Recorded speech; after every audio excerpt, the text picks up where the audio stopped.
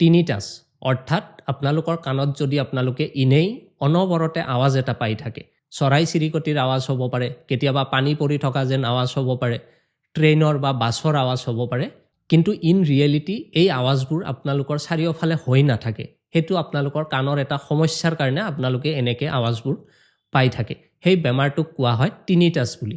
আৰু এই সমস্যাটো অথেণ্টিক জাৰ্মান হোমিঅ'পেথিক চিকিৎসাৰ সহায়ত খুব কম দিনৰ ভিতৰতে দূৰ কৰিব পাৰি।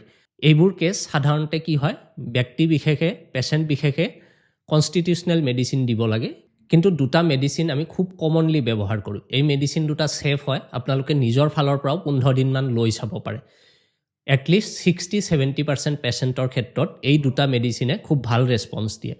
এটাৰ নাম হৈছে আপোনাৰ পেট্ৰলিয়াম 200 আৰু এটাৰ নাম হৈছে আপোনাৰ এভেনা চেটাইভা মাদাৰ টিংচাৰ।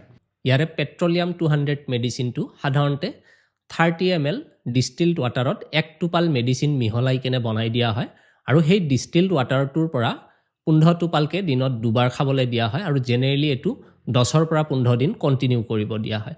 আৰু যিটো এভেনা চেটাইভা মাদাৰ টিংচাৰ আছে, এইটো সাধাৰণতে আপোনালোকৰ 15 টোপালকৈ দিনত 3 বাৰ আধা কাপ পানীৰ লগত মিলাই কেনে খাবলৈ দিয়া হয়। এইটো জেনেৰেলি 1 মাহলৈকে কণ্টিনিউ কৰিব দিয়া হয়।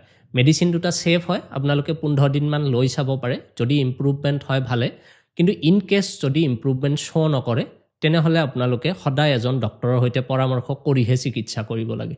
আপোনালোকৰ যদি এনেকুৱা ধৰণৰ সমস্যা আছে বা বিভিন্ন চিকিৎসা কৰি যদি আপোনালোকে এইটো ঠিক কৰিব পৰা নাই, আপোনালোকে এবাৰ হ'লেও হোমিঅ'পেথিক চিকিৎসা লৈ চাব, নিশ্চিতভাৱে আপোনালোকৰ এই সমস্যাটো দূৰ হৈ যাব। মোৰ চেম্বাৰ ধুবুৰী জিলাৰ চাপৰ টাউনত হয়। যদি আপোনালোকে চাপৰ টাউনলৈকে আহিব পাৰে তেনেহ'লে এই স্ক্ৰীনত দিয়া নম্বৰটোত কল কৰি আপোনালোকে মোৰ চেম্বাৰটো ইয়াৰ চিকিৎসাৰ কাৰণে আহিব পাৰে।